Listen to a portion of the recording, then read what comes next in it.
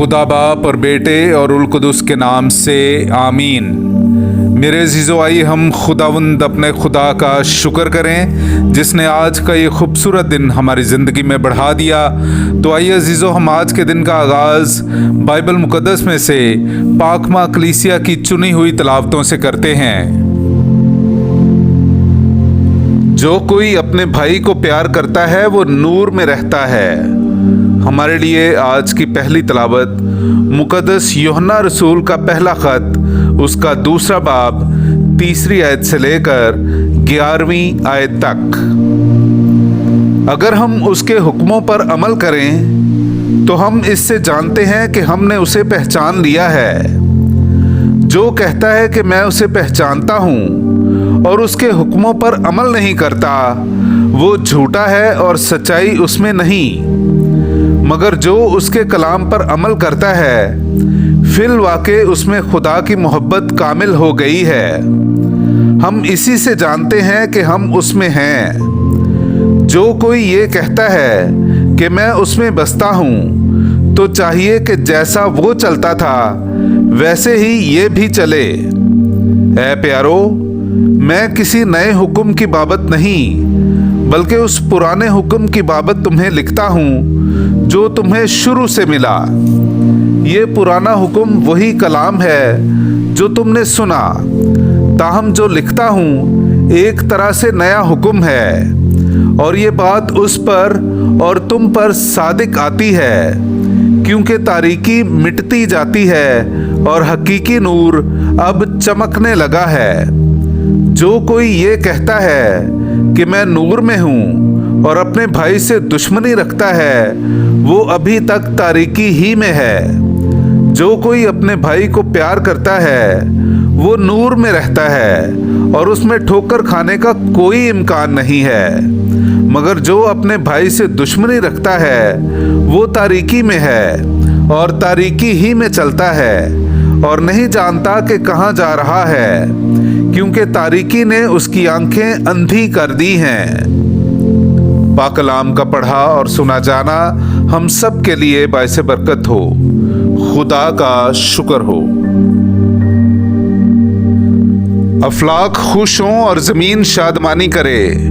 मेरे अज़ीज़ो, आइए हम खुदावंद अपने खुदा की हम्दो तारीफ़ करें। मैं आपके सामने पढ़ूंगा ज़बूर नंबर 96, उसकी 1 से 3 और फिर 5वीं से 6 आयत तक।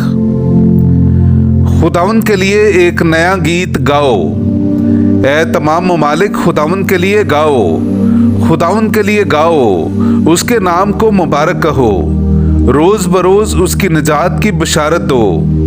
कौमों में उसके जलाल का और सब उम्मतों में उसके अजायबात का बयान करो, क्योंकि अक़वाम के तमाम माबूद हेच हैं, पर खुदावंद ने अफलाक को बनाया।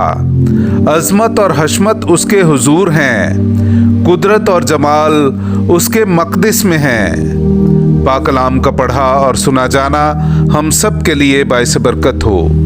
खुदा का शुक्र हो। नाराए हम्द। कलमा मुतजस्सद हुआ और हम में सुकूनत पजीर हुआ।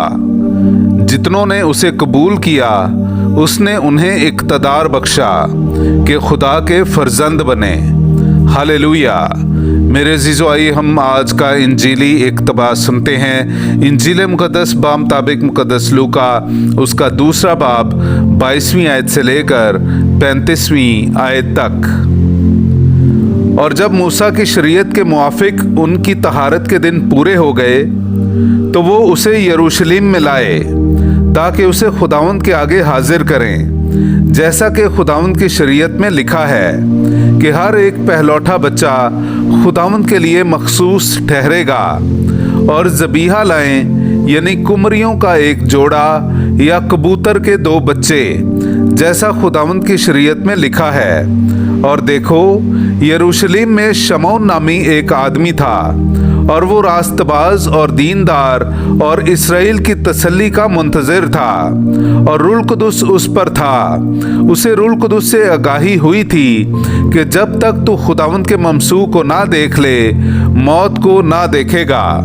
वो रूह की हिदायत से हैकल में आया, और जिस वक्त वालिदैन उस बच्चे यीशु को अंदर लाए ताकि उसके लिए शरई फराइज अदा करें, तो उसने उसे गोद में लिया और खुदा की हम्द करके कहा, ऐ मालिक, तू अपने कौल के मुताबिक अब अपने बंदे को अमन से रुखसत करता है, क्योंकि मेरी आंखों ने तेरी निजात देख ली है, जो तूने सब उम्मतों के रूबरू तैयार की है, गैर कौमों के लिए इंकशाफ का नूर और अपनी उम्मत इसराइल का जलाल।